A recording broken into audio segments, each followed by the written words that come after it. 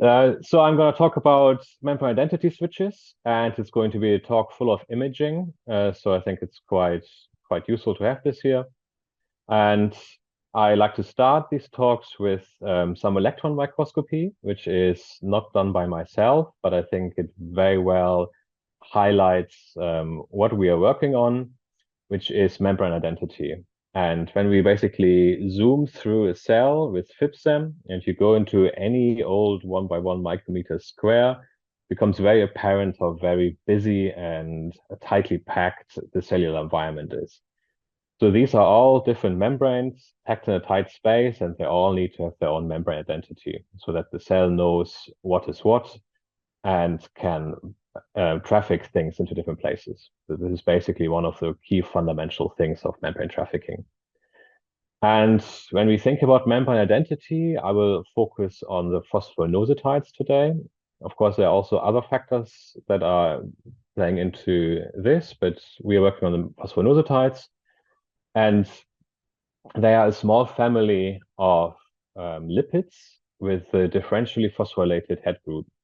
So you can see that they have an inositol ring, and these inositol rings can be phosphorylated on 3 different positions, leading to 8 different phosphoinositides. And basically, all processes in membrane trafficking and in membrane remodeling and in membrane contact sites formation involve these phosphoinositides in one way or the other. And one of the great things about them is that they can be interconverted from one identity to the next through a series of adding or removing a phosphate. We can go from one membrane identity to the other through these stepwise conversion pathways. And these conversion pathways are really what we are interested in the lab now. And in order to look at these things, we first need to really visualize these membrane identities. And this has been done for a long time now, where people have been overexpressing these phosphoinositide biosensors in cells with fluorescent proteins on them. And that has been great and is super useful for live cell microscopy. And when we express a sensor that detects PI4P in our cells, just fused to good old GFP, then we can see how loads of vesicles are whizzing all over the cell, very busy live. But we also know that this overexpression perturbs cell signaling. And I know there are quite a lot of people here who like the Golgi. So this Golgi, for example, is highly fragmented, which is due to the overexpression of this probe that blocks PF4P on the Golgi, leads to fragmentation. And it requires transfection and gene editing. It's toxic at high expression levels. At low expression levels, you can't really see nothing. And it's very difficult to multiplex more than one different probe at one time. So for that reason, we have looked at this with a different skill set, and we have generated these recombinant probes. And then when we use them to look at the Golgi, we can see here the beautiful Golgi, and I will get back to this in a bit. And how we make these probes is with a bit of biochemistry. So it's not too scary, really. It's really straightforward. And we know all of these phosphoinositide biosensors in this table have been vigorously validated throughout the last few decades. So they are nothing new by themselves. But what we then do is we fuse them with an N-terminal SNAP tag and a His tag, and we overexpress that in bacteria and then do simple protein purification, where we just pull down the His tag, do a nickel ion exchange gel filtration, and we basically purify these probes recombinantly. And they purify very well, so we can make buckets of them. The only probe that doesn't really work is a probe for PI5P, but that is just how it is. And then we can have this recombinant probes and label them in vitro with SNAP ligands and use them like you would antibodies for fixation and permeabilization and staining in fixed cells and tissues. So the first step is, of course, to validate that all of these probes bind to what they're supposed to be binding. And I'm just going to show this here for the PI3P probe, where we use now membrane-coated beads, which are supported lipid bilayers with different phosphoinositide compositions. And we can see that this probe only really binds to PI3P and not really much to the other PIPs, a little bit to PI352, but not that much. We've done that with all of the other probes, and apart from the probe for PI5P, they are all pretty specific. And then we can take them to cells. And here we have to take caution to have the right fixation and permeabilization protocol. But when we permeabilize with saponin on ice and we fix with PFA and a bit of glutaldehyde, then we can see that we can now stain and visualize all of these different phosphoinositide identities in cells. I'm not going to talk through all of them, but basically we see where they're supposed to be. PI3P on these endosomes, PI452 on the plasma membrane, PI4P, beautiful Golgi, vesicles, plasma membrane. So they are where they're supposed to be. And the good thing is now that we can in vitro label these probes with different fluorophores and then do multiplex imaging to really look at how these membranes with different identities interact on a subcellular level. So it becomes quite nice that we can see here, for example, this PI3P positive endosome that makes direct contact with this PI4P positive Golgi tube in the direct vicinity of the PI45P2 positive plasma membrane. And one of the things that we are doing in the lab is to work on membrane contact sites. And I think that this is a pretty powerful tool to visualize these different membranes. And we can also do the same thing for 3D cell culture. So here we have basically just imaged the top half of a little spheroid, and we basically see the same thing. We can also do the same thing with thin tissue. So here we have the Drosophila pupil wing, which is a very thin tissue, and we can stain for PI45P2 and PI4P together with phalloidin. And it's a quite versatile technique, really. And what I've been quite interested in is to use these probe for super resolution microscopy. And here we've worked with, obviously with Francesca Bottanelli, who has wonderful STAT microscopy and all of these beautiful knock-in cells. And here we've done a staining of PI4P, and these cells express endogenously tagged ARF1. It's a great marker for the Golgi, and we can see that PI4P here instead really forms these nanoclusters on the rim of the Golgi, which I think we were really surprised to see, which is quite interesting, but we haven't followed up on that yet. And what we have been doing instead is to look at endosomes, because I think they're quite interesting. So when we look at endosomes, they carry PI3P. That's the identity marker, basically. And when we look at normal confocal, they basically all look like these fuzzy donuts with like some denser areas and some less denser areas, but it's very difficult to really know what's happening. And then when we turn on the STAT laser again, then we can see that we now see that these fuzzy regions are indeed all smaller vesicles that either fuse with or bud from these endosomes, really highlighting their nature as sorting stations for membranes and receptors. And when we ask about the membrane identity changes of receptor trafficking, so this is a classical membrane trafficking experiment where we do a pulse chase assay of transferrin. So we label transferrin on ice on the cells, and then we chase it throughout the cell for 2, 5, 10, 20 minutes and ask what is the membrane identity of the cargo now. And this is also well in line, has been published before, only done very differently, that in the early time points, we see transferrin in these PI3P positive vesicles, while in later time points, it transitions to these PI4P positive vesicles. And that is in line with what has been published also 10 years ago now, almost, by Volker Hauke's group, that to exit from endosomes, we need to deplete PI3P and at some point establish PI4P to fuse back to the plasma membrane. So we were more interested into this membrane transition, and then we looked again at our PI3P endosomes, and we stained for VPS35. And a VPS35 is part of the retromer subunit and demarks these retrieval domains from endosomes.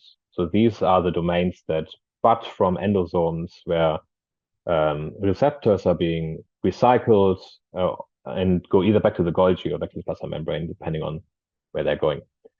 And we can see that already at the stage of the formation of these retrieval domains, we can see that they have no PI3P in them anymore. So we know that this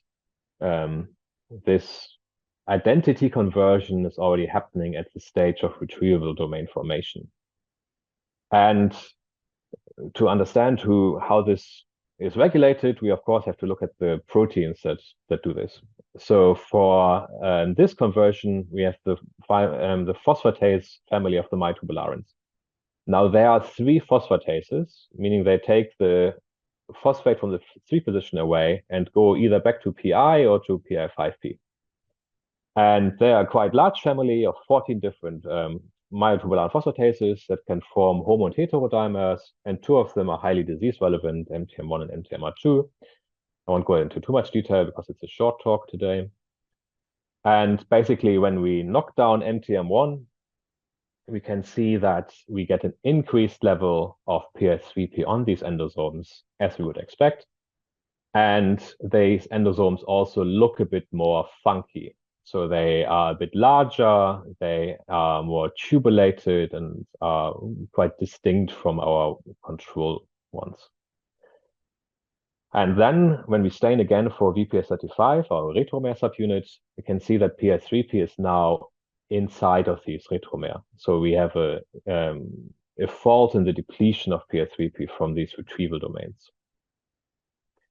And also we then again do this classical transferrin pulse chase assay, and we can see that at these later time points, at 20-minute time points, we have an increased amount of transferrin in these endosomes that fail to deplete PI3P. So there's a lag in the recycling. It's not completely blocked. After 40 minutes, it does go out, but there's a delay in the recycling. So to understand how this is regulated on a molecular mechanistic level, we of course look into the structure of myotubularin. With AlphaFold, this is all doable. And we can see that it has a very nice domain formation with the pH domain, which is binding to lipids, but very weak affinity, phosphatase domain. And then for us, very interesting is the C-terminus, where all of these myotubularins have a conserved NPXY motif, followed by a col-col domain, which is responsible for homo and heterodimerization, and a very C-terminal PDZ motif. And now for the membrane trafficking aficionados among us, this will of course ring alarm bells because these are cargo recognition sequences. So beta integrins, for example, have these MPXY motifs, which mediate the recycling back to the plasma membrane. GPCRs have these PDZ binding motifs, which also engage with arrestants and for trafficking. And the 2 cargo adapters for these domains are sortinexin 17 and 27. So they shuttle cargo from endosomes to recycling and retrieval domains that carry these recognition sequences.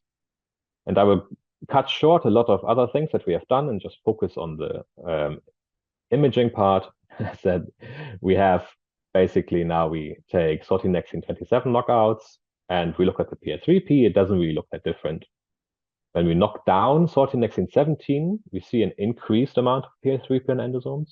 But the strongest phenotype is really when we knock down 17 and 27 knockouts. So we have a double depletion. So we think that there's some redundancy between these 2 cargo adapters, where if you only have one of them knocked out, and then the other one can compensate for them, and you really need to get rid of both of them to get the strongest phenotype.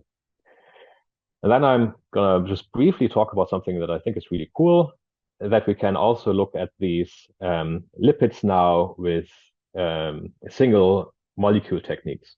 So because we can conjugate all kind of fluorophore store probes, we can just conjugate Alexa 647, which is nice. It blinks, blink, blink, blink, blink. And then we do storm. I'm not going to talk about what is storm now because there's no time. But basically, we reconstruct blinking images to get super res. So this is then what it looks like in dirty turf. We see all of these blinkings. So these are all of our single molecules. Then we localize them with thunderstorm, and we can reconstruct our little endosomes here. So a nice little endosomes with PI3P, and as far as I know, there's one of the first times maybe that people look at lipids with single molecule localization techniques. So I think it's quite exciting. And we do this then in our knockouts or knockdowns, and we see that again our endosomes have a distinct morphology. So they're larger and they're much more tubulated. And then when we, of course, stain for for the BPS35 domains, now again we see that BPS35 is now also positive for PI3P, or the other way around. It doesn't really matter. But we basically see now that in these double knockouts, we have PI3P is being present in these BPS35 domains because we failed to recruit the myotubularins to deplete this phosphoinositide. And we are now in the process of really reconstituting all of this to really get down to molecular mechanistic detail. And we are working at this central decision-making hub of membrane trafficking, where PI3P decides about the recycling back to the plasma membrane or the degradation towards RAP7 and lysosomes. And these recombinant biosensors that I've shown are super useful. They have enabled us to do a lot of exciting science, and they're all available on AdGene. So if you want them, you can just get them, and don't be scared of a little bit of biochemistry. It's actually quite doable. And obviously, I have to thank Francesca Bottanelli for the STAT. And I have now 2 postdocs who are working on the reconstitution of this. So hopefully we can show you some exciting things in the near future. So this is it. Now the sun has come, so people can't see me anymore. Thank you. Please put in the questions into the question and answer box. In the meantime, we can get started with a couple of questions. One of which was, looking at the images, do you actually see these structures as having diffusion barriers within the single endosome? How are they restricted to these small domains, or is it stuff coming in, going out? What's happening there? Yeah, it's a beautiful question. So I do think that multiple things are happening. So I think these tubes, just from physics standpoint, will already have a limited diffusion in them because they are quite small. And then you also have the SNXs who form quite a tight ring around the bottom of these tubes. And we also, I haven't shown this because there's no time, we have a lot of actin also at the bottom of these domains that can also restrict diffusion. So I don't think it's going to be a complete diffusion barrier, but I think it's going to be at least slowed down. Felix, go ahead. A question also. Yeah. Hannes, thanks for the talk. So I have two curiosities about the tool. So I guess if you permeabilize with Triton you use or saponin, you access basically all the leaflets, like cytosolic and luminal leaflets. But have you tried to do digitonin or something like this, that maybe you only permeabilize the cell surface and then you can access only the luminal leaflet, so you can also measure somehow lipid asymmetry? Yeah, I've done some things with digitonin, definitely. Digitonin sadly is very irreproducible. So it's a weird thing because like you have 2 cells sitting next to each other in a dish, and like one will be very well stained, the other one will not be at all stained, and I have no idea what's the difference between these 2 cells. But sometimes it works, sometimes it doesn't. So it's a bit of hit or miss. And you're completely right that we do see the luminal leaflet, and that's great because we also have a different project where we look at intraluminal vesicles, which you can't see otherwise. So I think it's a great asset that we're able to get to them. Cool. And my other quick question is how quantitative this is. Can you measure actual lipid levels if you use some kind of curve with GUVs or some liposomes that the exact composition of the lipids? Would it be possible to do something like this? Yes, I think so. But to be honest, I've been asked this before, but I couldn't be asked. I don't know. I think I'm not that interested in like real numbers. I find them a bit arbitrary. What does it tell me if they're like 25 lipids per square micrometer? I'm not really too sure. I don't know. And then you only see the lipids that are not being occupied by endogenous effectors anyway. So you only see the free pool that is free at the point of fixation. Okay. I think if someone wants to do it, I think that would be a great thing for someone else to do. So we have a couple of questions in the that have been entered. First is from an anonymous attendee who asks, is exocytosis versus ectocytosis or shedding something that you can differentiate with these probes? Oof. Unsure. I mean, if something is shedded, it's gonna be flown off. I'm unsure I don't think these probes would be very helpful to look at these differences. So perhaps, Yeah. like you were saying, the intraluminal vesicles, do they have a very different lipid content? And just by looking at a structure that looks similar in terms of size, could you, based on the lipid content that you've visualized, say this is headed out, headed in, or Yeah, partially. So we know that exocytic vesicles are PA4P positive, for example, and endocytic vesicles are mainly PA3P positive. So in that way, we could differentiate between vesicles going from or going to the plasma membrane. Yeah. okay, the next question is from Barbara Thanos, who says it's a very nice talk. And in cilia, phosphoinositides are asymmetrically distributed. Could you use your probes with a ciliary marker? I would love to. Yeah, definitely. I think that would be great, especially with super resolution. So I've looked at a few cilia, but with like the normal light microscopy, they're just like these tiny little dots. And I think with super res, it would be great to be able to look at cilia. Yeah. The next question is: it is shown that five, that's FYVE, HRS bind more to autophagosomes than other five domains. So are your sensors specific to specific vesicles? Um, well, that's a good question. We have not, well, to be honest, we have not done the complete thorough investigation of co-staining all of our vesicles with all of the markers out there. What we have done is if we block PS3P formation with Wortmannin or VPS34 inhibitors, then we get rid of basically all of our staining. And we lose all of the organelles and we don't retain just some of them. But there is probably some more validation that could be done with co-stainings with known markers. Yeah. So I'm a bit cautious to really give a complete answer.